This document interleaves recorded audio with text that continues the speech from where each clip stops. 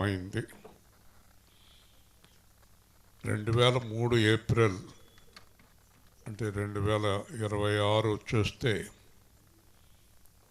23 సంవత్సరాలు ఏకధాటిగా వారు సంఘముతో ఉన్నారు. అలాగే నా సాక్ష్యాన్ని కూడా చూశారు. అలాగే ఈ ప్రేమ కుమారు మొదట్లో సరిగ్గా రాకపోయినప్పటికీ నెమ్మదిగా ఆవిడ సంపాదించుకుంది, నెమ్మదిగా రావటం ప్రారంభించాడు. తర్వాత 2005లో రక్షణ పొంది నాకు కూడా అప్పటి నుంచి ముఖ్యంగా ఆ బెంగళూరు కేజీఎఫ్ కోర్టులు కూడా తిరిగి అతను కూడా నా సాక్ష్యాన్ని చూశాడు. ప్రేమ కుమార్ పిల్లలకి పూర్తిగా అర్థం కాలేదు. మోషేకైనా సుజ్ఞానకైనా ఎవరికైనా కూడా వారు చిన్న వయసులో ఉన్నారు. అప్పుడు మొత్తం మీద వారు కూడా రక్షణ పొందారు. ఒకసారి పిల్లలకి అనిపిస్తుంది, ఈ ప్రేమ కుమారు ఇస్తే ఇంత గట్టిగా ఉంటారేంటని వారికి అనిపిస్తుంది పిల్లలకి. అయితే వారు సాక్ష్యాన్ని చూశారు, దేవుడు చేసిన కార్యాలను చూశారు. ఆ రోజు ఈరోజు వాళ్ళిద్దరూ ఒక్కలాగే ఉన్నారు, మార్పు ఏమీ లేదు. చాలామంది మందిరాలకు వచ్చారు, వెళ్ళిపోయారు, మళ్ళీ అడ్రస్ లేకుండా పోయారు. కొంతమంది మాట్లాడతారు, కొంతమంది ప్రార్థన చేయించుకుంటారు, కొంతమంది మొత్తానికి కనపడరు. అటువంటి వారు కాదు వీళ్ళు, ఈ కుటుంబం. నా నమ్మకం ఏంటంటే వారు మేము జీవించి ఉన్నంతకాలం మా అనుబంధం అలాగే ఉంటుంది. దేవుని స్తోత్రం. ఇది దేవుడు కలిపాడు, దేవుడు కలిపినటువంటి బంధం. వారి ఆవేదన కూడా, వారి పిల్లలు కూడా దేవుళ్ళో ఉండాలని వివాహాలు దేవుళ్ళు జరిగాయి. అయితే వారి గురించి దేవుళ్ళు ఇంకా బాగా దేవుళ్ళు తెలుసుకుని లోకంలో పడిపోకుండా ప్రార్థనాపూర్వకంగా ఉండాలని ఈ 24వ తారీఖు క్రిస్మస్ ఆరాధనలు మరి వారి తర్వాత కూడా జరగాలి. అబ్రహాము కుమారుడైన, ఇస్సాకు కుమారుడైన, యాకోబు కుమారుడైన, యోసేపు కుమారుడైన అని చూసుకుంటే వంశపారంపర్యంగా దాన్ని కొనసాగిస్తూ వచ్చారు. ఆడపిల్ల అత్తవారింటికి వెళ్తుంది, సుజ్ఞాన భర్త ఎక్కడుంటే అక్కడ ఉంటుంది. కానీ మోషే ఈ యొక్క బాధ్యత తీసుకోవాల్సిన పరిస్థితి ఉంది. మోషే మీద ఉన్నటువంటి బాధ్యత చాలా ఎక్కువ. తల్లిదండ్రులతో కలిసి ఉండడం, సంఘములో నిలబడటం, ఇది చాలా ప్రాముఖ్యమైన విషయం. ఎందుకు ఇవన్నీ చెప్తున్నానంటే ప్రార్థన చేస్తాను కనుక ముందుగా తెలియచేయటం జరుగుతోంది. మోషే మీద ఎంత బాధ్యత ఉందో మోషే భార్య మీద అంతే బాధ్యత ఉంది. వారు ఈ యొక్క పరిచర్యను కొనసాగించాలి. నా తర్వాత రాజేషు, ఇలాగ పిల్లలు, వీళ్ళందరూ మళ్ళీ వీళ్ళు అదొక సెక్షన్. పిల్లలు అలాగా దేవుళ్ళో కొనసాగాలి. దేవుడు ఆది యందు ఉన్నాడు, ఎప్పుడు ఉంటాడు. మనమే ఉండము, దేవుడు ఎప్పుడూ ఉంటాడు. ఎప్పుడూ ఉండే దేవుణ్ణి మనమున్నంతకాలం విడిచిపెట్టకూడదు. దేవుని స్తోత్రం. ఉన్నవాడను, ఉండేవాడను, అనువాడను. ఈ కుటుంబం గురించి బలమైనటువంటి ప్రార్థన చేస్తున్నాం. ప్రేమ గల తండ్రి, మరి ప్రేమ కుమారు ఎస్తేరు, మోషే నాయన, మోషే భార్య సుజ్ఞాన, ఆమె భర్త, పిల్లలు, మీరు ఎంతో చక్కగా వారిని ఆశీర్వదించారు. మీ కృప వారిని విడువకున్నది. ప్రేమ కుమారు భయంకరంగా పడిపోయినప్పుడు మీరు అలా చేతితో పట్టుకున్నారు. ఎస్తేరు ఎన్నో సార్లు చాలా భయంకరమైన పరిస్థితికి వెళ్ళినప్పుడు మీరు పట్టుకున్నారు. సుజ్ఞానకు మంచి భర్తను, మోషేకు మంచి భార్యను కూడా ఇచ్చారు. చక్కని పిల్లలను కూడా ఇచ్చారు. ఈ రుణం ఎప్పటికీ తీర్చుకోలేదు. వారి కుటుంబంలో ఉన్న లోటుపాట్లన్నీ తొలగించి మీ రాకడ వరకు క్రిస్మస్ వారి గృహంలో జరగాలని, మా తర్వాత కూడా జరుగుతూ ఉండాలని, పిల్లల పిల్లల పిల్లలు పిల్లల పిల్లల పిల్లలు దేవుడిలో ఎదగాలని ఈ క్రిస్మస్ సందర్భంగా యేసు నామములో ప్రార్థించి ఆశీర్వదిస్తున్నాము తండ్రి. ఆమేన్. మంచిదండి.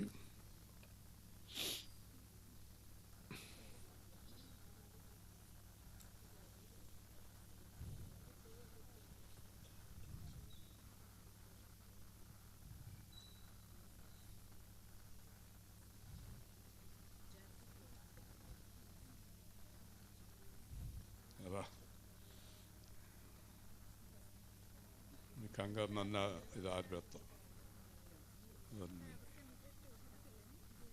ఓకే.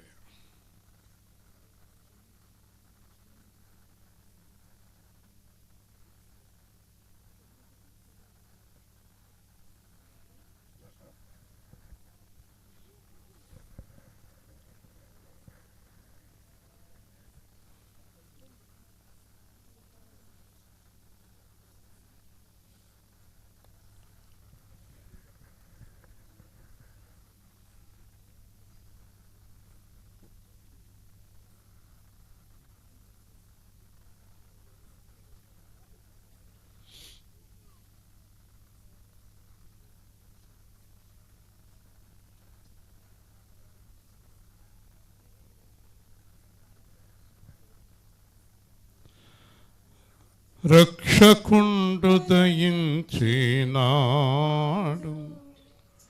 మన కొరకు పరమా, రక్షకుండు దయించినాడు, రక్షకుండు దయించినాడు, రారెగొల్ల పోయులారా, రక్షకుండు దయించినాడు, రారెగొల్ల పోయులారా, తక్షణముల పోయి మన నిరీక్షణ ఫలమందుదాము, రక్షకుండు దయించినాడు మన కొరకు పరమా, రక్షకుండు దయించినాడు. దావీదు వంశమందు ధన్యుడు జన్మించినాడు, దావీదు వంశమందు ధన్యుడు జన్మించినాడు, దేవుడగు యెహోవా మన దిక్కు తేరి చూసి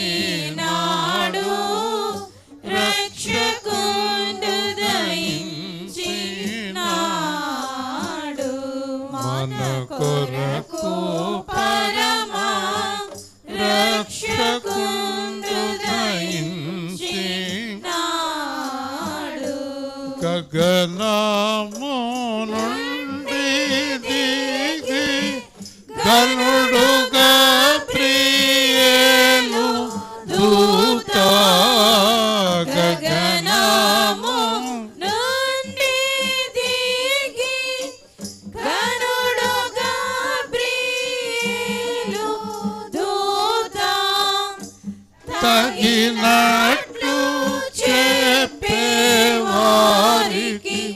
మిగుల సంతోష సువార్త రక్షకుండు దయించినాడు. మన కొరకు పరమా రక్షకుండు దయించినాడు. వర్తమానము చెప్పి దూత వైభవమున పోవుచున్నాడు. వర్తమానము చెప్పి దూత వైభవమున పోవుచున్నాడు. కర్తను చూసిన వెనుక కాంతము విశ్రామం అప్పుడు రక్షకుండు దయించినాడు. మన కొరకు పరమా రక్షకుండు దయించినాడు. పశువుల తొట్టిలోన బట్టతోడ చుట్టబడిన పశువుల తొట్టిలోన బట్టతోడ చుట్టబడిన శిశువును కనుగొందురాని శీఘ్రముగను దూత తెలిపి రక్షకుండు దయించినాడు. మన కొరకు పరమా రక్షకుండు దయించినాడు.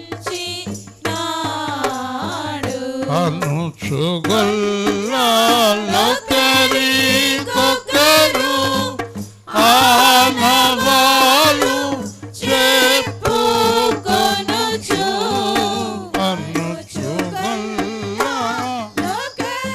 ఒకరికొకరు ఆనవాలు చెప్పుకొనుచు అనుమతించే కడకు క్రీస్తు అందరికీ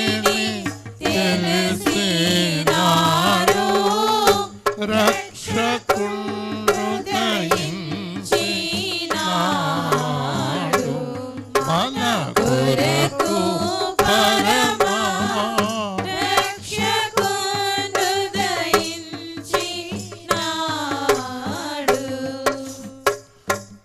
సర్వోన్నతమైన స్థలములలోన దేవునికి మహిమా మహిమా మహిమా. సర్వోన్నతమైన స్థలములలోన దేవునికి మహిమా మహిమా మహిమా.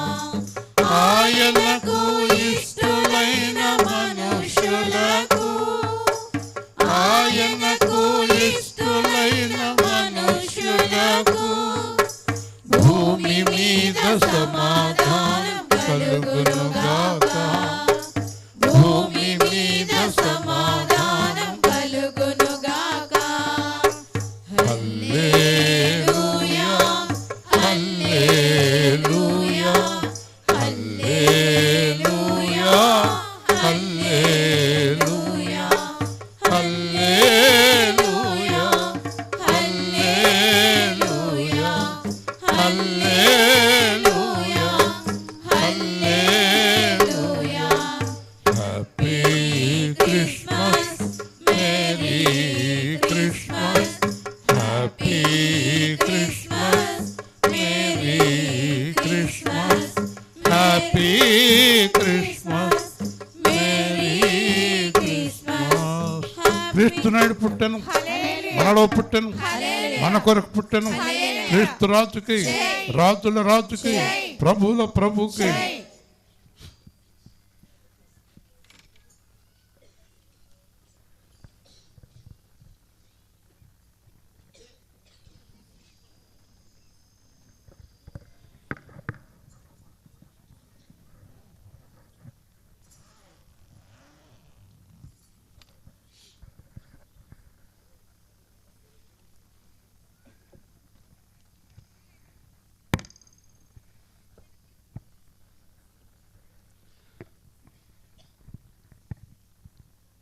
చాలామంది వాక్యం కోసం ఎదురు చూస్తున్నారు. వాక్యపు లోతైన మర్మాల కోసం. ఈ మధ్యకాలంలో క్రిస్మస్లో దేవుడు పరిశుద్ధ బాబు గారు ఇలా చూడండి, వాక్యం కోసం ఎదురు చూస్తున్నారు. ఇక్కడ ఉన్నవారు కూడా వాక్యం కోసం ఎదురు చూడాలి. దేవుడు యేసు సేవా కేంద్రానికి వాక్యం ఇచ్చారు. ఎస్తేరు గారు అంటున్నారు, వాక్యమే మమ్మల్ని నిలబెట్టింది. దాకా దానియేలు అంటే మీకు ఎవరో అనుకుంటారు, నరసాపురంపేట అబ్బాయి. మా జీవితాలే మారిపోయాయండి సంఘానికి వచ్చిన తర్వాత. దేవుని స్తోత్రం. ఆశీర్వదింపబడ్డామండి. దేవుని వాక్యం ఎక్కడుందో అక్కడ ఆశీర్వాదం ఉంటుంది. రెండో మాట ఏంటంటే, దేవుని వాక్యం ఎక్కడ అనుసరించరో అక్కడ ఆశీర్వాదం ఎగిరిపోద్ది. ఒకవేళ నేను దేవుని వాక్యాన్ని చెప్పినా మీ దగ్గర అనుసరించే బుద్ధి లేదనుకోండి, మీరు పైకి రారు. వాక్యం వినడం, వాక్యాన్ని అనుసరించడం, వాక్యానుసారంగా జీవించడం, ఇదొక్కటే ధర్మం. మీరు ఏమి వింటున్నారో చూసుకోండి అన్నాడు ప్రభు. మీరు జాగ్రత్తగా వినండి అన్నాడు. మీరు విన్నదాన్ని ఆచరించండి అన్నాడు. అలాగే నేను ఎక్కడి నుంచున్నానో నాకు తెలాలి అంటే నుంచునే ముందు చూసుకుని నుంచోవాలి. మనం నుంచున్న ప్రదేశం చాలా ప్రాముఖ్యమైంది. దేవుడిలో నిలబడాలి, ప్రభువులో నుంచోవాలి, నా యందు నిలిచి ఉండాలి అంటే ఆయనలో స్థిరంగా బలంగా ఉండాలి. లోకంలో పడిపోయి సోకులకి, డబ్బులకి, మోసాలకి క్రైస్తవులకు కుదరదు. యేసుప్రభు పిల్లలు యేసుప్రభుని మాత్రమే అనుసరించాలి. మొగుడిని, పెళ్ళాన్ని, పిల్లల్ని కాదు, పాస్టర్నే కాదు, వాక్యాన్నే అనుసరించాలి. యేసుసేవా కేంద్రంలో నిలబడలేని వాళ్ళు అందరూ వాక్యం మీద లేనివారే. ఎవరైనా ఈ సంఘం నుంచి పోయారో అనుకోండి, వాళ్ళు వాక్యంలో లేనివారని అర్థం. వారు ఎవరైనా అయిపోనివ్వండి, వాళ్ళ వాక్యంలో ఉండరు వాళ్ళు. ఎందుకంటే ప్రభు 3 విషయాలు చెప్పాడు. అదేంటంటే, త్రోవ పక్కన, రాతి నేల, ముళ్ళ కప్పలు. ఈ 3 ఉండరు అన్నాడు. ఆ 3 ప్రతి సంఘంలోనూ ఉంటారు. 4వ వారు ఎవరో తెలుసా? ఫలించువారు. దేవుని స్తోత్రం. ఈ ఫలించువారు చాలా తక్కువ మంది ఉంటారు. ఫలించడం అంటే ఎర్రగా, లావుగా, బొద్దుగా తయారై డబ్బులు, మేడలు కాదండి. ఆత్మీయంగా యేసులో ఎదగటం. దేవుని స్తోత్రం. అది ఫలించటం. అలా ఫలించేవారు ఎవరంటే 4వ వారు. మొదటి వారు ఎవరు? వీళ్ళకి వాక్యం అన్న వెంటనే సాతాను లోపలికి వచ్చి పట్టిపోతాడట. అంటే సాతాను లోకంలో ఉన్నారు వాళ్ళు. రెండో వాళ్ళు ఎవరంటే రాతి నేల. వేరు లోపలికి వెళ్తే కనుక వెంటనే భలేగా ఉందనుకుని తర్వాత కొన్నాళ్ళకి పడిపోతారు. ఈ 3వ వారు ఎవరంటే ముళ్ళకంపలు.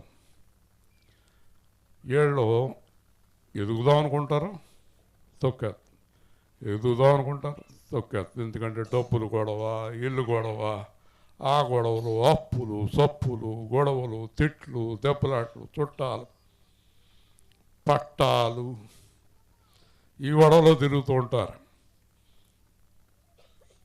ఏళ్ళలో మూడోవారు. ఈ ముగ్గురు గురించి చెప్పింది యేసుక్రీస్తు స్వయంగా. ఈ నాలుగో వారు ఎవరు? వాక్యమును విని అంగీకరించి ఫలించి దేవుళ్ళు ఎదిగేవారు. హల్లెలూయా. వాళ్ళు చాలా తక్కువ ఉంటారు. ఒక ఆయన అంటాడు, నా దగ్గర 50,000 మంది ఉన్నారు సంఘం, నా దగ్గర 10,000 మంది ఉన్నారు, నా దగ్గర కొన్ని వేల మంది ఉన్నారు. దాంట్లో వెళ్ళేవారు ఎవరంటే యెహోషువ, కాలేబు వెళ్ళారు. ఎంతమందికి? 20 లక్షలకి ఎంతమంది వెళ్ళారు? 2. అది మనకు సాదృశ్యంగా ఉంది. యెహోషువ, కాలేబు మాత్రమే వెళ్ళారు. కాబట్టి మీరు ఎంతసేపు అయినా కొంతసేపు అయినా వాక్యాన్ని వినడం, వాక్యంలో ఫలించడం కదా. వాక్యంలో ఫలిస్తే మీకు అందరికీ ఒక విషయం తెలుసు కదా, కొంతకాలానికి ఎవ్వరూ ఉండరు, ఎప్పుడూ దేవుడు ఉంటాడు. హల్లెలూయా. ఆ దేవుడి దగ్గర ఉండేవారు ఎవరంటే ఫలించేవారు. ఫలించేవారు మాత్రమే దేవుడి దగ్గర ఉంటారు. నీ డబ్బులు, నీ హోదాలు, నీ అధికారాలు అన్ని కాడి ఏముండవు కొంతకాలానికి. ఇవన్నీ తాత్కాలికమైనటువంటివి, శాశ్వతమైనటువంటిది దేవుడు. అందుకే యేసుప్రభు అన్నాడు, నా కూడా వచ్చేవాళ్ళు సమస్తమును విడిచిపెట్టి నన్ను వెంబడించాలి.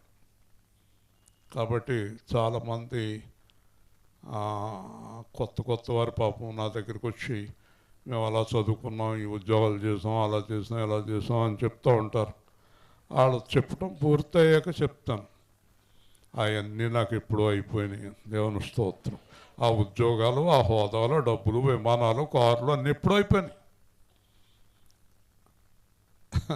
కాబట్టి అవన్నీ వ్యర్థమని గ్రహించి యేసు ప్రభు దగ్గరికి వచ్చాం.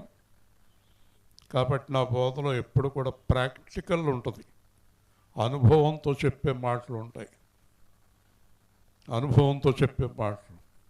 కాబట్టి చాలా శ్రద్ధగా లూకా సువార్త 1వ అధ్యాయం 67వ వచనం నుంచి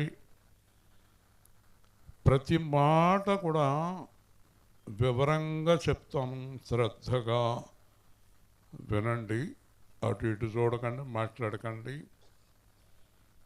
శ్రద్ధగా వినండి. ప్రేమ్ కుమార్ ఇంటికి జనం ఎక్కువ వస్తారు. ఇస్రాయేల్ గారు ప్రేమ్ కుమార్ ఇంటికాడ ఏం చెప్తాడో అని.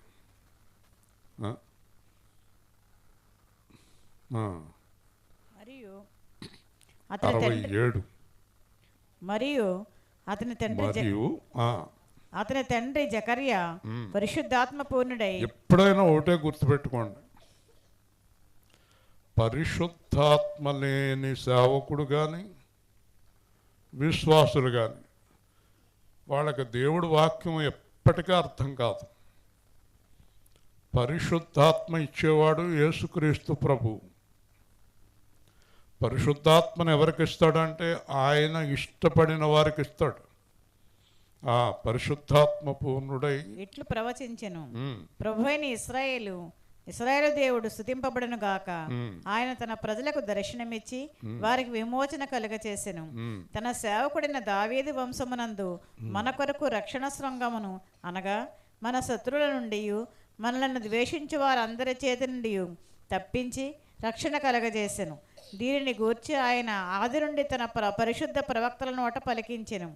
ఆయన మన పితరులను కరుణించుటకును, తన పరిశుద్ధ నిబంధనను, అనగా మన తండ్రి అయిన అబ్రహాముతో తాను చేసిన ప్రమాణమును జ్ఞాపకము చేసుకొనుటకును, మనము శత్రువుల చేతి నుండి విడిపింపబడి మన జీవిత కాలమంతయు నిర్భయమై ఆయన సన్నిధిని పరిశుద్ధముగాను నీతిగాను ఆయన సేవింపననుగ్రహించుటకు ఈ రక్షణ కలుగజేసెను.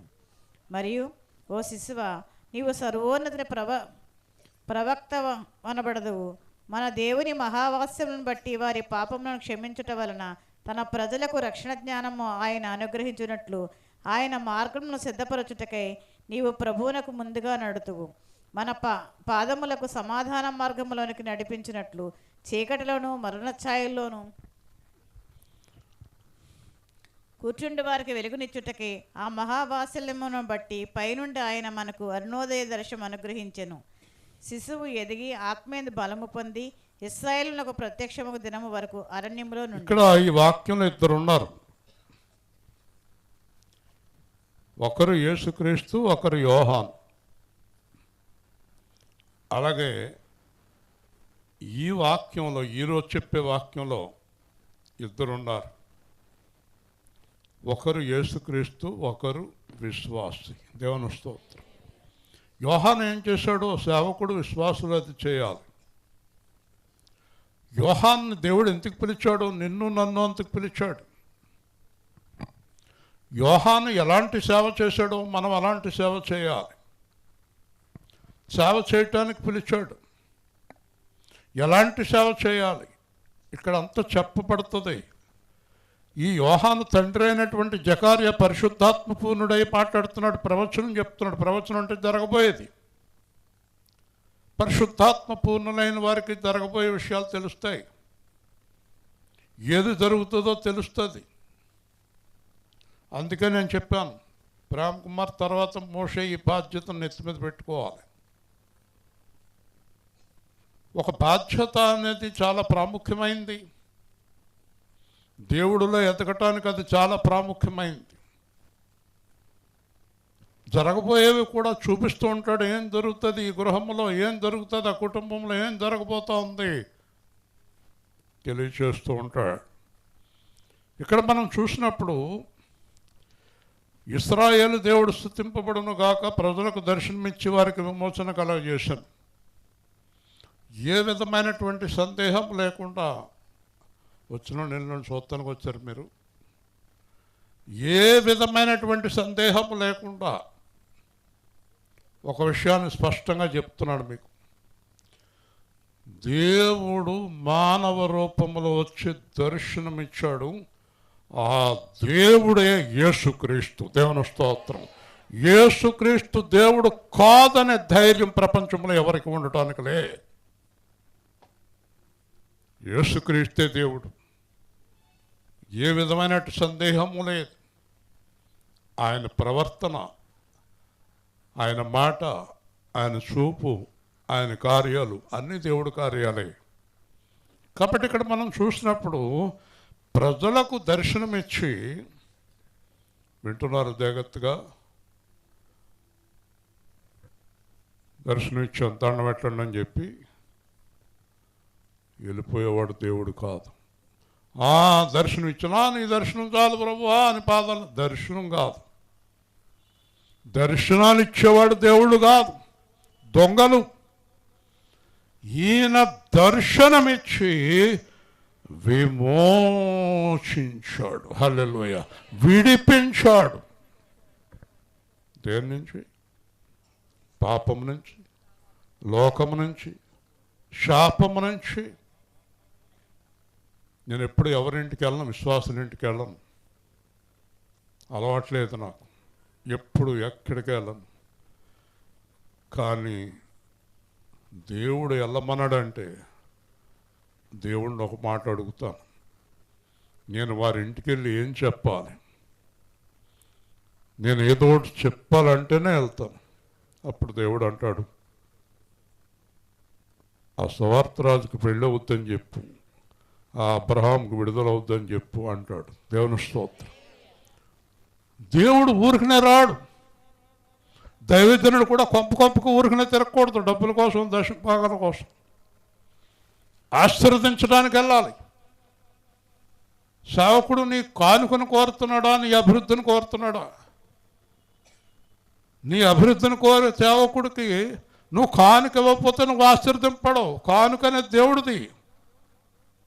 నీ అభివృద్ధి కోరేవాడు, నువ్వు ఏమన్నానుకో, నీ అభివృద్ధి కోరేవాళ్ళు ఇద్దరే ఈ లోకంలో, ఇద్దరే నీ అభివృద్ధి కోరేవారు.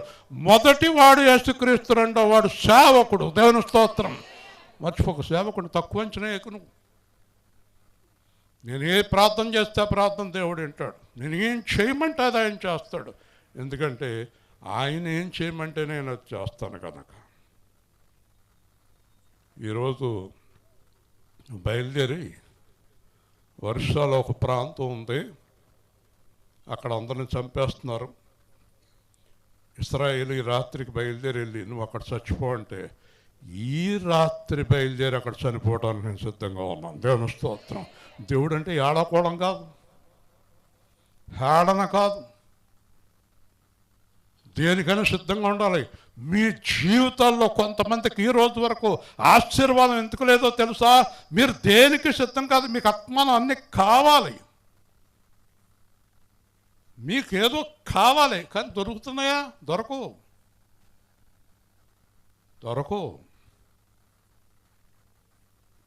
దేవుడు కావాలన్న వారికి అడగకుండానే అన్నీ దొరుకుతాయి. దేవుని స్తోత్రం.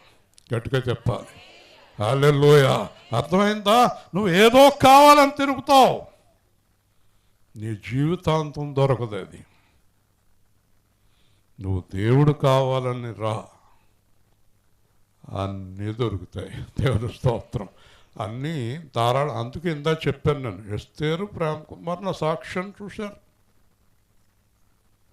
ఎన్ని కష్టాలు పడ్డాము, బెంగళూరు కేజీఎఫ్ ఎలా తిరిగాము, డబ్బులు లేకుండా ఎన్ని బాధలు పడ్డాము, పెట్రోల్ ఎలా కొట్టించుకున్నాము. అతని దగ్గర 500 అయితే ఉండేది, నా దగ్గర ఇప్పుడు 100 రూపాయలకి ఎక్కువ ఉండేవి కాదు. వాడు ప్రత్యక్షంగా సాక్ష్యాలన్నీ చూశారు. వాళ్ళు ఎదురుగుండా మేము ఈ స్థాయికి వస్తాం వాళ్ళు చూశారు ప్రత్యక్షంగా కన్నులారా. దేవుని స్తోత్రం. ఆ పిల్లలకి వివాహాలు అవ్వటం, ఆ పిల్లలు పుట్టడం అన్నీ వాళ్ళు చూశారు. ప్రత్యక్ష సాక్షులు. నేను ఈరోజు నిశ్చయంగా చెప్పగలను, నీలో ఎవరైతే దేవుణ్ణి కోరుకుంటారో వాళ్ళ అవసరాలు మాత్రమే దేవుడు తీరుస్తాడు. హల్లెలూయా. గట్టిగా. లేని వాళ్ళందరూ బిక్క మొఖాలు వేసుకుని, దిక్కులేని మొఖాలు వేసుకుని తిరగవలసిందే. వాళ్ళు ఇస్తారా, వీళ్ళు ఇస్తారా, అక్కడ దొరుకుతుంది, ఇక్కడ దొరుకుతుంది, అక్కడికి వెళ్దాం, ఇక్కడికి వెళ్దాం అని తిరగవలసిందే. దేవుడి మీద ఆధారపడే వరకు కూడా.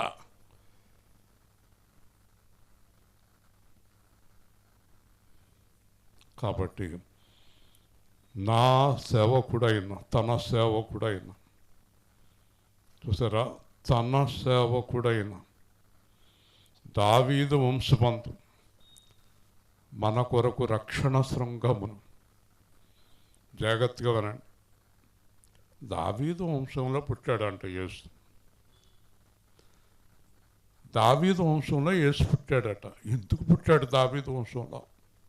ఎస్తేరు గారు వినాలి. దావీదు వంశంలో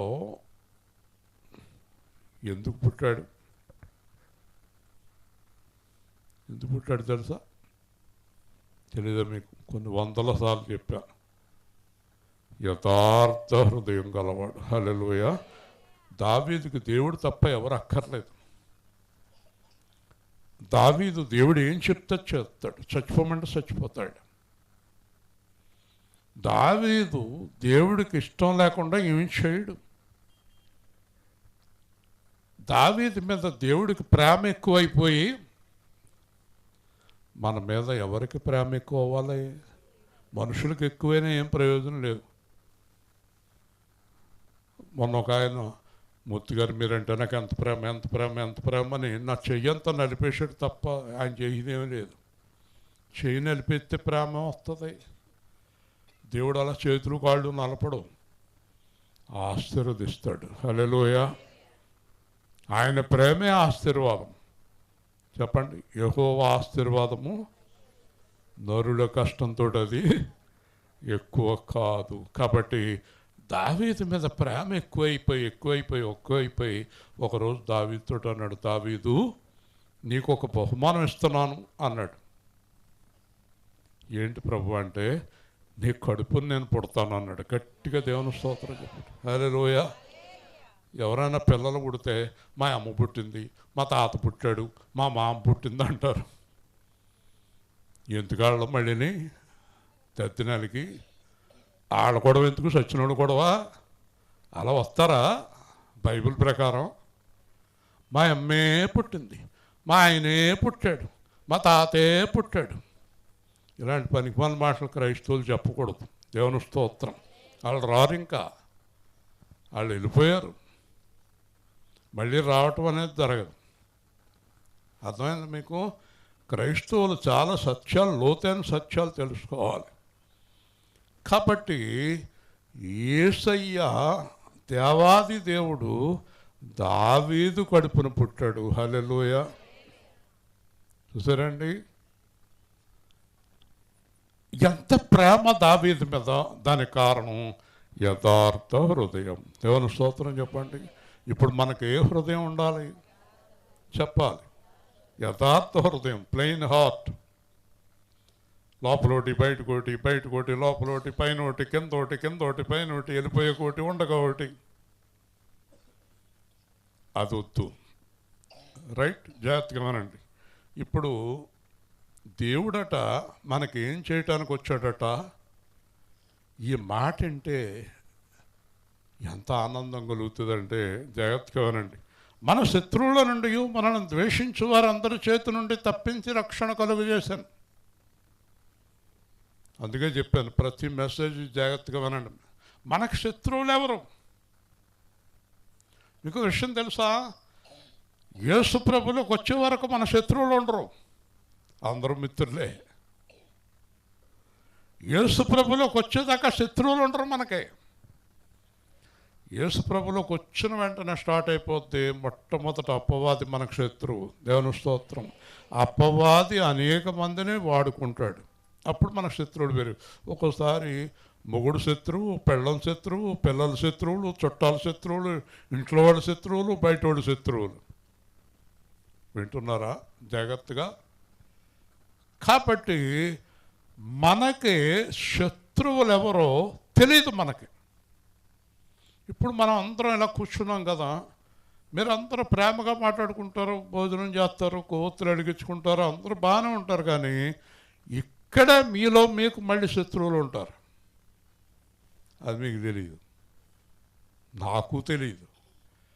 కాబట్టి ఇక్కడ దేవుడు ఏం చేస్తున్నాడంటే, శత్రువుల నుండి ద్వేషించువారు, మనలను ద్వేషించువారు అందరి చేతి నుండి తప్పించి రక్షణ కలుగజేసాను. హల్లెలూయా. గుర్తుపెట్టుకోండి, యేసు ప్రభువులో పరిశుద్ధంగా, స్థిరంగా, బలంగా ఉన్నవారిని శత్రువు ఏమీ చేయలేడు. హల్లెలూయా. శత్రువు ఏమీ. ఓ గొప్ప పర్వతమా, జెరుబాబెలు నడ్డగింపను. ఓ గొప్ప పర్వతమా, జెరుబాబెలు నడ్డగింపను. ఎంత మాత్రపు దానవు నీవనెను, ఎంత మాత్రపు దానవు నీవనెను. చదును భూమిగా మారెదవు, చదును భూమిగా మారెదవు. శక్తి చేత కాదనెను, బలముతో నిధి కాదనెను. నా ఆత్మ ద్వారా నిని చేతునని యెహోవా సెలవిచ్చెను. దేవుని స్తోత్రం. వింటున్నారా? శత్రువు మనలను ఏమీ చేయలేడు. చెప్పండి ఒకసారి గట్టిగా. ఎవరిని? ఎవరిని? ప్రభువులో నిలిచి ఉన్నవారిని. దేవుని స్తోత్రం. ఏదో ఈర్ష్యపడతారు, ద్వేషం చూపిస్తారు, అసూయలు పడతారు, ఏదో చెప్పుకుంటారు, అలాగనుకుంటారు, ఎలా నెవర్ కేర్ ఫర్ దెమ్. ఇంత కూడా వాళ్ళ గురించి ఆలోచించవలసిన అవసరం లేదు మనకి. ఇంత కూడా ఆలోచించక్కర్లేదు వాళ్ళ గురించి. కాబట్టి ఈరోజు చూసుకోండి, మనకు రక్షణ అంటే దేవుడు అలాగొచ్చినా కనబడి వెళ్ళిపోలేదు. జాగ్రత్తగా వినండి. మొదటిది విమోచన, మొదటి దర్శనం, విమోచన, దర్శనం, విమోచన, రక్షణ. శత్రువుల నుంచి, ద్వేషించు వారి నుంచి రక్షణ. హల్లెలూయా. యేసు ప్రభు అంటే ఎవరో తెలుసా? ఇక్కడ అక్కడ కూడా కాపాడుతాడు, ఎక్కడైనా కాపాడుతాడు, ప్రతి స్థలంలో కాపాడుతాడు, ప్రతి చోట కాపాడుతాడు, ప్రతి క్షణము కాపాడుతుంటాడు. ఎందుకంటే ఎవరిని మింగుదనా అని తిరుగుతూ ఉంటాడు. నేను ఎప్పుడు ఈ ప్రేమ్ కుమార్ సంఘటన ఎప్పుడు గుర్తుపెట్టుకుంటూ ఉంటాను. పైనుంచి పడిపోయాడు అతను, ఏ విధంగానూ బతికే అవకాశం లేదు, అలా చేయట్టాడు అన్నమాట. దేవుని స్తోత్రం చెప్పండి. ఎప్పుడు మర్చిపోకూడదు దేవుడు ఇచ్చిన రక్షణ అనేటటువంటి, దేవుడు చేసిన కార్యాలు మన జీవితంలో ఎప్పుడు మర్చిపోకూడదు. ఖచ్చితంగా చెప్పగలను, నేను గనక ఆ ప్రభులో లేకపోతే ఎన్నోసార్లు నా మీద ప్రయోగం చేశాడు వాడు. కొన్ని వందల సార్లు ప్రయోగం చేశాడు. మళ్ళీ కేజీఎఫ్ నుంచి ఆయన వెళ్ళనివ్వకూడదని ఎంతోమంది ప్రయత్నం చేశారు. అక్కడ కాలు గోరు దగ్గర కూడా వాళ్ళని రానివ్వలేదు. గట్టిగా దేవుని స్తోత్రం, హల్లెలూయా చెప్పాలి. ఏం చేయలేరు. అయితే మీరు ప్రభు కోసం, ప్రభు కొరకు ఇన్ని రక్షణ కార్యాలు చేస్తున్న దేవుడు కొరకు మీరు జీవించాలి. అది నేర్చుకోండి. దేవుడి కంటే గొప్పవాడు ఎవరు లేరు. మీ వల్ల ఏది కాదు, నా వల్ల ఏది కాదు. మనందరికీ చాలా ఉన్నాయి. ఉదాహరణకు 2 చెప్తాను. ఇందిరాగాంధీ గారు ప్రధానమంత్రిగా ఉండగా సెక్యూరిటీ వాళ్ళు కాల్ చేశారు ఆవిడని. రాజీవ్ గాంధీ భారతదేశం మొత్తం మీద తమిళనాడు అంటే ఇష్టం ఆయనకి, తమిళియన్సే బూడి చేసేసారు ఆయన. దేవుని స్తోత్రం. రాజీవ్ గాంధీ కంటే, ఇందిరాగాంధీ కంటే ఎక్కువ నువ్వు, వాళ్ళకన్నా ఎక్కువ రక్షణ ఉందా నీకు? జాగ్రత్త. అందుకే ఒక మాట చెప్తున్నాను, నేను ఇవాళ ఖచ్చితంగా చెప్తున్నాను. రాజీవ్ గాంధీ కానీ, ఇందిరాగాంధీ కానీ యేసు ప్రభు రక్షణ పొందుంటే వాళ్ళ కోరు కూడా ఏమీ అయ్యి ఉండదు ఈరోజు. గట్టిగా దేవుని స్తోత్రం, హల్లెలూయా. ఈయనెవరో తెలుసా? కనిపించని రక్షణ మన చుట్టూ అగ్ని కంచి తిరుగుతూ ఉంటుంది. ఎలా ఉంటుందో తెలుసా రక్షణ? ఎలీషా గెహాజీ అన్నాడు, మన మీద యుద్ధానికి వచ్చేస్తున్నారు చాలామంది. ఎలీషా నవ్వాడు. నవ్వుతున్నామేంటి, ప్రభువా వచ్చేస్తున్నారు మన మీదకే. అప్పుడు తండ్రి ఒక్కసారి నా చుట్టూ ఉన్న రక్షణ గెహాజీకి చూపించు అని ప్రార్థన చేశాడు ఎలీషా. ఎలీషా చుట్టూ కొన్ని వందల రథాలు, అగ్ని రథాలు తిరిగేస్తున్నాయి. హల్లెలూయా చెప్పండి, గట్టిగా చెప్పాలి. ఏం సామాన్యమైన రక్షణ. అందుకే పౌలు అన్నాడు, ఇంత గొప్ప రక్షణ నిర్లక్ష్యం చేయొద్దు. దేవుని స్తోత్రం. ఎలా కూడా తీసుకోవద్దు ఈ రక్షణ. యేసు ప్రభువుని సామాన్యంగా తీసుకోవద్దు. కాబట్టి దీని గురించి పరిశుద్ధ ప్రవక్తల నోట పితరులను కరుణించుటకు, జాగ్రత్తగా వినండి, తన పరిశుద్ధ నిబంధనను అనగా మన తండ్రి అయిన అబ్రహాముతో తాను చేసిన ప్రమాణమును జ్ఞాపకం చేసుకున్నటకు. జాగ్రత్తగా వినాలి. ప్రతి మాట కూడా ప్రతి ఒక్కరు వినాలి. అటు ఇటు కదలకూడదు ఎవరు కూడా. జాగ్రత్తగా వినాలి. పరిశుద్ధ నిబంధన, పాత నిబంధన వాగ్దానం. అబ్రహాముకి దేవుడు వాగ్దానం చేశాడు, నిన్ను నీ సంతానమును విస్తరింపచేసేదను, ఆశీర్వదించేదను. ఆ నిబంధనకు వారసుడుగా యేసుక్రీస్తు వచ్చాడు. ఆ రోజున దేవుడు అబ్రహాముతో చేసిన నిబంధన కంటే ఈరోజు మనతో చేసిన నిబంధన చాలా గొప్పది. ఆ రోజు అబ్రహాముతో దేవుడు, నా మీద ప్రమాణముగా నీతో నిబంధన చేయుచున్నాను, నా తోడు అన్నాడు. జాగ్రత్తగా వినాలి. దేవుడితో నా తోడు అన్నాడు. దేవుడు నా తోడు అన్నాడు అబ్రహాముతోటి. ఈరోజు యేసుక్రీస్తు ఏం చేశాడు తెలుసా? ఇదిగో నా రక్తం అన్నాడు. హల్లెలూయా. ఇప్పుడు నిబంధన దేంతో చేశాడు అమ్మాయి? రక్తముతో చేశాడు. ఇది నా శరీరం, ఇది నా రక్తం వలనైన క్రొత్త నిబంధన అన్నాడు యేసు ప్రభు. నా శరీరం తిని నా రక్తం త్రాగమన్నాడు. చూసారా, దీని పేరేంటో తెలుసా? పరిశుద్ధ నిబంధన. దేవుని స్తోత్రం. అందుకే పౌలు అన్నాడు, మీలో ఎవరైనా అపవిత్రంగా అయోగ్యముగా ఆయన శరీరము తిని ఆయన రక్తం తాగితే మొట్టమొదట బలహీనత, 2 రోగము, 3 మరణము, 4 నరకము, 5 పాతాళము, జీవితం శాశ్వతంగా సమాధి అయిపోతుంది. జాగ్రత్త. దేవుని స్తోత్రం. యేసు ప్రభువులో ఉండేవారు మాట తప్పటం కానీ, పాపం చేయటం కానీ, తప్పుడు పనులు చేయటం కానీ, మోసం చేయటం కానీ, వంచడం కానీ, ఎదుటివారి ఎడల ఈర్ష్య కానీ, కక్షలు కానీ ఉండకూడదు మనకి. ఇదే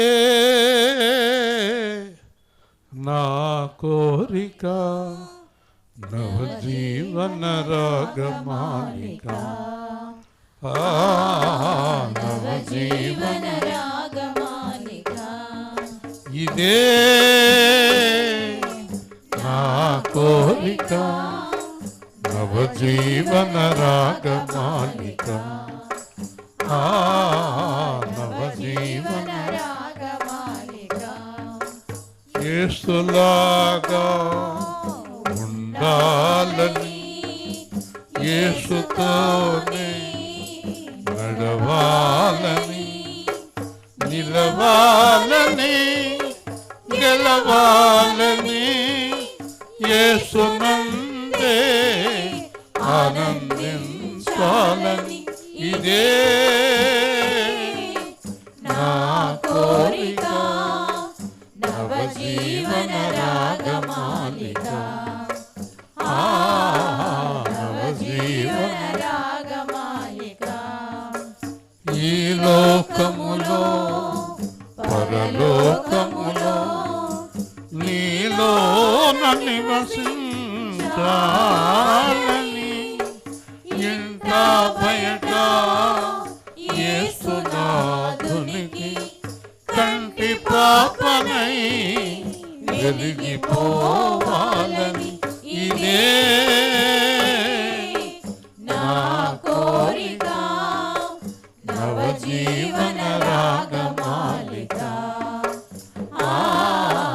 నవజీవన రాగమాలిక. నా యాత్రను ముగించిన వేళ ఆరోహణమై పోవాలని, క్రీస్తు యేసుతో సింహాసనం పైకెగసి కూర్చోవాలని. ఇదే నా కోరిక, నవజీవన రాగమాలిక. నవజీవన రాగమాలిక. ఈరోజు ప్రశ్న వేయాలనిపించింది పాట అయిపోయాక. మీకు వేరే వేరే ఏం కోరికలు ఉన్నాయో సార్లు వేసినారు కూడా చెప్తారా? మరి ఆర్ఆర్కే గారికి, మరి ఇస్రాయేల్ గారికి ఇదే కోరికట, ఆయనతో ఉండాలి, ఆయనతో వెళ్ళిపోవాలని. మీలో ఎవరికైనా ప్రత్యేకమైన కోరికలు ఉంటే పేపర్ మీద రాసివ్వండి. మాట్లాడతలేదు. లేదండి, ఏ కోరిక లేదా? వేరే ఏమన్నా కోరికలు ఉంటే పేపర్ మీద రాసిస్తే చేసేస్తాను అంటాడు దొంగ పాస్టర్. ఇది చేసేస్తాడంట. ఏం చేసేస్తాడు నేను చెప్పనా? పౌలు అన్నాడు, మనలో సంపూర్ణులమైన వారందరము ఇదే కోరిక కలిగి ఉండాలి. హల్లెలూయా. ఎందుకంటే దీన్ని మించిన కోరిక ఏమీ లేదు. ప్రసాద్కి ఏ కోరుకుందో, సుజ్ఞాన అలా అయింది. మోషేకి ఏ కోరుకుందో, మోషేకేమో ఆర్డీఓ అవ్వాలని ఉందేమో, ప్రసాద్కేమో సాఫ్ట్వేర్ కంపెనీ పెట్టాలని ఉందేమో. నేను తప్పని అంటలేదు, కానీ బైబిల్ ప్రకారం, యాకోబు పత్రిక ప్రకారం దేవుని చిత్తమైతే అలాగూ చేయదు అనుకోవాలి. హల్లెలూయా. మనం అనుకున్నాయన్నీ ఏమీ జరగవండి. మనం అనుకున్నా ఏమీ జరగవు. ఆ చైర్మన్ గారు ఓ రోజు నాతో కారులో వెళ్తూ అన్నాడు, ఇప్పుడు మన టర్న్ ఓవర్ ఎంత అన్నాడు, 50 కోట్లు అన్నా. మనం 2000 కోట్లు టర్న్ ఓవర్ చేయాలన్నాడు. సరే అన్నాను. నేను ఇంకొక 4-5 సంవత్సరాల్లో ఫ్యామిలీతో అమెరికా వెళ్ళిపోతాను, కంపెనీ అంతా మీకు ఇచ్చేస్తానని. అప్పుడు నేను అనుకున్నా 2000 కోట్లు నాదేనా అనుకున్నాను. ఆయన అమెరికా వెళ్ళలేదు, నేనేమో బెంగళూరులో లేను. మొత్తం తారుమారు అయిపోయింది. దేవుని స్తోత్రం. ఆయనేమో మతి లేకుండా ఎక్కడో తిరుగుతున్నాడు, నేనేమో ప్రభువులో ఉన్నాను. హల్లెలూయా. నేను మొన్న ప్రార్థన చేశాను ఆయన గురించి, ప్రభువా ఒకసారి వెళ్ళి ప్రార్థన చేస్తాను, స్వస్థత ఇస్తారా ఆయనకి అని అడిగాను. కాబట్టి మనకు శత్రువులు లేరండి, శత్రువులు లేరు. శత్రువులు ఉంటే ఆయనతోటి ఎగిసి వెళ్ళలేమండి. అర్థమైందా? అది అడ్డం వస్తుంది మన. దేవుని స్తోత్రం.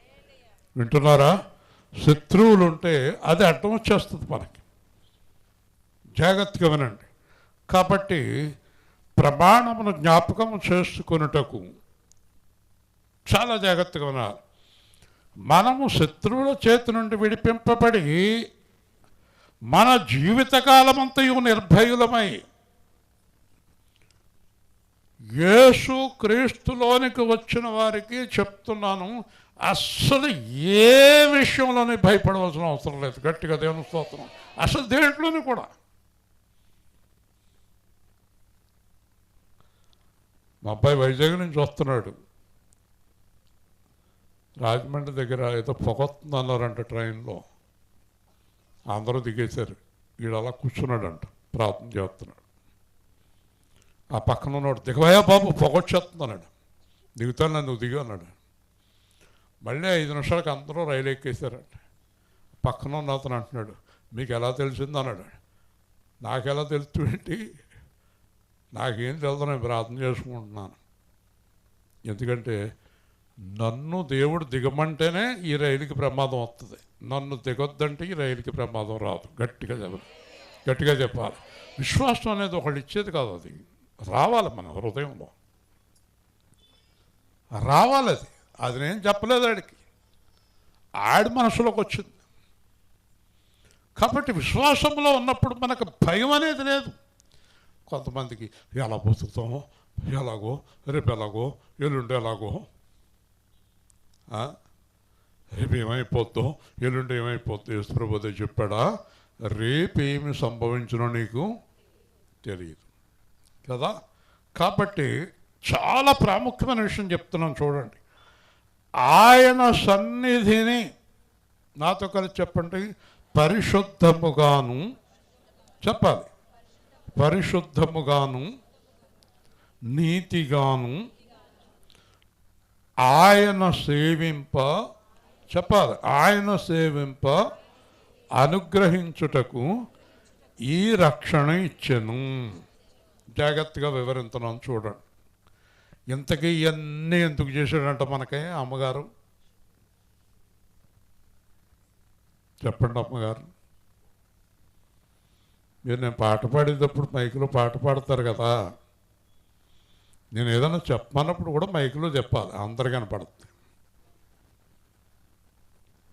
ముగించే ముందు చాలా ప్రాముఖ్యమైన విషయం, ఈ రక్షణ ఎందుకు ఇచ్చాడు? ఈ రక్షణ ఎందుకు ఇచ్చాడు? తాగుతానికి, వడ్డీ వ్యాపారాలు చేస్తానికి, తన్నుకుని చేస్తానికి, గుద్దుకుంటాకే, ఆళ్ళని తిట్టుకుంటాకి, ఆళ్ళని విమర్శించుకోవటానికి, నాకంటే ఆడు గొప్పోడా, నాకంటే ఈడు గొప్పోడా అంటానికి, దెబ్బలాట్లకి వెళ్తానికి, తన్నుకుంటానికి వెళ్తానికి ఇవ్వలేదు ఈ రక్షణ. లేదా ఎవరికో చాకరీ చేయటానికి, దాస్యం చేయటానికి ఇవ్వలేదు ఈ రక్షణ.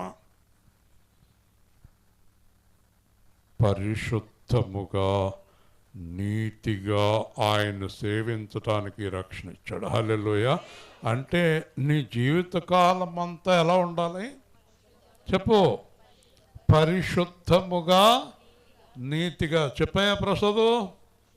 పరిశుద్ధముగా నీతిగా. రక్షణ ఎందుకు ఇచ్చాడు? రక్షణ ఎందుకు ఇచ్చాడు? వింటున్నారా? మాట్లాడతలేదు మీరు. మాట్లాడాలి కదా మీరు. రక్షణ ఎందుకు ఇచ్చాడంటే ఏం చెప్పాలి? నోరు తెరాలి, గట్టిగా చెప్పండి. పరిశుద్ధముగా, నీతిగా. నేను మిమ్మల్ని చేతులు ఎత్తమన్ను, మిమ్మల్ని బాధ పెట్టను. క్రిస్మస్ వచ్చేసింది. మామూలుగా బైబిల్ ప్రకారం అయితే వచ్చేసింది. ఇప్పుడు ఉదయము సాయంత్రము గలగగా ఒక దినమాయను. ఇప్పుడు రాత్రి సాయంత్రం 6 కాడ నుంచి 25 మళ్ళీ రేపు రాత్రికి 26 వచ్చేస్తుంది. సరే, ఇప్పుడు ఆ సబ్జెక్ట్ వద్దనుకోండి.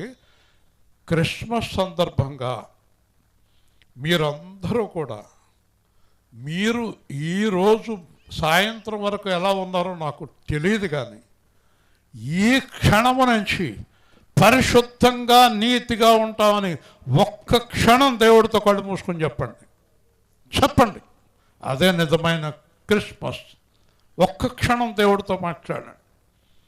ఒక్క క్షణం దేవుడితో మాట్లాడండి. ప్రభువా, నన్ను క్షమించి రోజు సాయంత్రం వరకు నేను ఎలా ఉన్నానేమో, కానీ నీవు నాకు ఇచ్చిన ఈ లక్షణం నీతిగా పరిశుద్ధంగా నేను జీవించి ఉన్నంతకాలం కాపాడుకుంటాను ప్రభువా అని దేవుడితో ఒక్క మాట స్థిరంగా బలంగా చెప్పండి. దేవుడు మనలో ఉదయిస్తాడు. దేవుని స్తోత్రం. హల్లెలూయా. వచ్చేస్తాడు యేసు. మీరు ఈ మాట చెప్పిన వెంటనే మీలోకి వచ్చేస్తాడు. ఇంకా మిమ్మల్ని ఎప్పుడు విడిచిపెట్టాడు. యేసు వచ్చేస్తాడు. మళ్ళీ యేసుని పంపేయకండి. పరిశుద్ధాత్మను దుఃఖపరచకండి. మీ చేత అత్మానం చెప్పిస్తున్నాను ఇలాంటి మాటలు. నేను కనీసం ఈ రోజు నుంచి, ఈ క్షణం నుంచి అయినా ఆ దేవుడి కోసం జీవించడానికి మనం ముందుకు సాగుదాం. నీతిగా పరిశుద్ధంగా ఆయన సేవింపను అనుగ్రహించుటకు ఈ రక్షణ ఇచ్చను. జాగ్రత్తగా వినాలి. ఇక్కడి నుంచి ప్రాముఖ్యమైన విషయం చెప్తాను. ఇక్కడ దాకా యేసు ప్రభు ఎందుకు వచ్చాడో చెప్పాడు. ఇక్కడి నుంచి మనం చేయాల్సిన పని చెప్తున్నాడు. ఇక్కడి నుంచి మనం చేయాల్సిన పని ఏంటంటే, ఓ శిశువా, నువ్వు సర్వోన్నతుని ప్రవక్త అనపడదు. ఇక్కడ వరకు వాక్యం యేసుక్రీస్తు గురించి చెప్పాడు. ఇక్కడి నుంచి యోహాను గురించి, ఇశ్రాయేలు గురించి, మీ గురించి నా గురించి మాట్లాడుతూ మొదలుపెట్టాడు. హల్లెలూయా. మీరు ఎప్పుడు పాస్టర్ గారు ఒక్కడే గొప్పోడు అన్న భావన ఉండించకండి. చాలా పొరపాటు. అందరూ సేవకులే, అందరూ సేవకుడు అంటే మీరు ఇంటికెళ్ళి చదువుకోండి. మత్తయి సువార్త 28వ అధ్యాయంలో ఆయన చెప్పిన మాట ఎప్పుడు గుర్తు చేసుకోండి. మీరు వెళ్ళి సర్వజనులను నాకు శిష్యులుగా చేయండి అన్నాడు. హల్లెలూయా చెప్పండి. మీలో ప్రతి ఒక్కరికి సేవా బాధ్యత ఉంది. కానీ ఎవడో ఒకడు నుంచుని అత్తమానం రాత్రి పగల మాట్లాడతాం కుదరదు. ఏదో పావు గంట అరగంట మాట్లాడి వెళ్ళిపోతాం. దాన్ని కంటిన్యూ చేయాల్సింది మీరే. కాబట్టి మహాదేవుని వాత్సల్యమును బట్టి వారి పాపములు క్షమించటం వలన ప్రజలకు రక్షణ జ్ఞానం అనుగ్రహించున్నట్లు. ఇప్పుడు ఈ సేవకుడు అనేవాడు, విశ్వాస అనేవారికి దేవుడు జ్ఞానం కలగజేస్తాడు. మహిమ ఉందనుకోండి, లేదా మీరు సుజ్ఞానం ఉందనుకోండి, ఎవరైనా అనుకోండి, ప్రభువా నేను నీ గురించి ఎవరికైనా చెప్పాలి అన్నప్పుడు మీలో ఆశ ఉంటే ఆ రక్షణ జ్ఞానం మీకు అనుగ్రహిస్తాడు దేవుడు. దేవుని స్తోత్రం. మీలో ఆశ ఉండాలి. నేనే కాదు, నా భర్త కాదు, నా పిల్లలు కాదు, నా పక్కవారు కూడా రక్షణ పొందాలి. ఈ యోహాన్ని బలంగా వాడుకున్నాడు దేవుడు. రక్షణ జ్ఞానము అనుగ్రహించినట్లు ఆయన మార్గములను సిద్ధపరచుటకై. ఎంత బాధ్యత ఉందండి మన మీద, ఎంత బాధ్యత ఉందండి. ఏమంటే ఎవరు బాధ్యత తీసుకోకపోతే ఎలాగా? నేను మొన్న అనుకున్నాను, రాలింగ తర్వాత వేల్పూరు, రాలింగ తర్వాత కత్తవపాడు, రాలింగ తర్వాత రాజమండ్రి, రాలింగ తర్వాత తణుకు, రాలింగ మాత్రం అలాగే ఉండిపోయింది. ప్రార్థన చేయండి, పట్టుదల కలిగి ఉండండి. ఎవరో ఒకడు ఒక అడుగు ముందుకెయ్యండి, నేను సిద్ధంగా ఉన్నాను అని అనేక సార్లు వారితో చెప్పాను. ముందు అడుగు వేయాలి. మనం కూడా ఆరాధన చేసుకోవాలి. మనం కూడా ఆ సంఘాన్ని రాలింగులో తక్కువ అంటే మా అబ్బాయికి ఇచ్చిన దర్శనం ప్రకారం ప్రతి చోట 200 కాడికి ఇంచుమించు 2000 చేతులు ఎత్తి ఆరాధన చేస్తున్నాయంటే ఇంచుమించు 1000 మంది ఉన్నారు సంఘం అంతా కలిసి. దేవుని స్తోత్రం. మనకు వేలు అని ఏం అక్కర్లేదు. ఉన్నవాళ్ళు అందరూ పెర్ఫెక్ట్గా ఉండేవాళ్ళు కావాలి మనకి. కాబట్టి రాలింగ్ వారు అందరూ చక్కగా ఈయన దొరికాడు, మీకు బాగానే దొరికాడు, విజయ్ గారి భర్త వ్యాన్ వేసుకొచ్చేస్తున్నారు. అలా వ్యాన్ వేసుకొచ్చే ముందు కూర్చుని ఒక్కసారి మనం రాలింగ్లో మోకాలు ఎలా పెడుతున్నారో చూడండి. ఉత్సాహంగా ఉండాలి కదా, చేయాలి కదా. కాబట్టి మనందరం దేవుడి సేవ చేయాలి. చెప్పండి, అందరం దేవుడి సేవ చేయాలి. గట్టిగా దేవుని స్తోత్రం. ప్రతి ఒక్కరు కొన్ని ఆత్మలను సంపాదించాలి. సాగిద యేసునితో నా జీవిత కాలమంతా, సాగిద యేసునితో నా జీవిత చాలా మంది పాడతలేదు. యేసుతో గడిపేదా, యేసుతో నడిచేదా, యేసుతో గడిపేదా, యేసుతో నడిచేదా, పరమును చేరగనే వెళ్ళేదా, హానోకు వలె సాగేదా. ఎవరి షూట్ అయినా తల్లి మరచిన తండ్రి విడచిన, తల్లి మరచిన తండ్రి విడచిన, బంధువులే నన్ను వెలివేసిన, బలవంతునితో సాగేదా, సాగేదా యేసునితో నా జీవిత కాలమంతా. శత్రువులు వెంటాడినను, ముందు సముద్రము ఎదురొచ్చిన, మోషే వలె సాగేదా, సాగేదా యేసునితో నా జీవిత కాలమంతా. లోకపు శ్రమలు నన్నెదిరించిన, కఠినులు రాళ్లతో హింసించిన, స్టెఫెను వలె సాగేదా, సాగేదా యేసునితో నా జీవిత కాలమంతా. బ్రతుకుట క్రీస్తే, సాయితే లాభమే, క్రీస్తుకు హత సాక్షిగా మారిన, పౌలు వలె సాగేదా. ఈ సినిమా యాక్టర్ షూటింగ్ నుంచి వచ్చింది. ఎవరు ఈ అమ్మాయి? సినిమా యాక్టర్లా ఉంది, షూటింగ్ నుంచి వచ్చేసినట్టు ఉంది. ఓకే, ఆ అమ్మాయిని చూసినా నువ్వు వచ్చి పాట ఆగిపోయింది. ఏమో షూట్ వేసుకొచ్చేసాడు, ఆవిడేమో షూటింగ్లోంచి వచ్చేసింది. ఓకే, సంతోషం. క్రిస్మస్కి మరి పిల్లలు కుటుంబాలు అందరూ కలిసి ఉండటం అనేది కూడా దేవుని కృపయే. కాబట్టి మనందరి మీద ఇప్పటి వరకు ప్రభు గురించి చెప్పారు, ఇప్పుడు మన గురించి చెప్తున్నాడు. అలాగే ఆయన మార్గములను సిద్ధపరచుటకై నీవు ప్రభువునకు ముందుగా నడుతూ, సేవకుడు అనేవాడు, విశ్వాసం అనేవాడు ముందేంటి ఆ దేవుడి గురించి చెప్తూ ప్రార్థన చేస్తూ ఉండగా, చెప్తూ ప్రార్థన చేస్తూ ఉండగా తర్వాత వాళ్ళ దగ్గరికి ప్రభు వస్తాడు. హల్లెలూయా. అలాగే వచ్చాడు మన అందరి దగ్గరికి. ముందు మనం వెళ్ళాం, చెప్పాం, తర్వాత ఆయన వచ్చాడు. గుర్తుపెట్టుకోండి, మనం చెప్పితే పని అవుతుంది. మనం చెప్పటమే కానీ వారిని ప్రభు ఎన్నిక చేసుకుని రక్షణలోకి నడిపిస్తాడు. హల్లెలూయా. ఇది యోహాను గారికి దేవుడిచ్చిన పని. మన పాదములను సమాధాన మార్గంలో నడిపించుటకు చీకటి మరణఛాయల్లో కూర్చుని వెలుగుచ్చుటకై మహావాత్సల్యమును పట్టి అరుణోదయ దర్శనం అనుగ్రహించను. మనము ఒక ఆత్మను రక్షింతే వాళ్ళని నరకం నుంచి, మరణం నుంచి, చీకటి నుంచి కాపాడిన వాళ్ళు అవుతాం.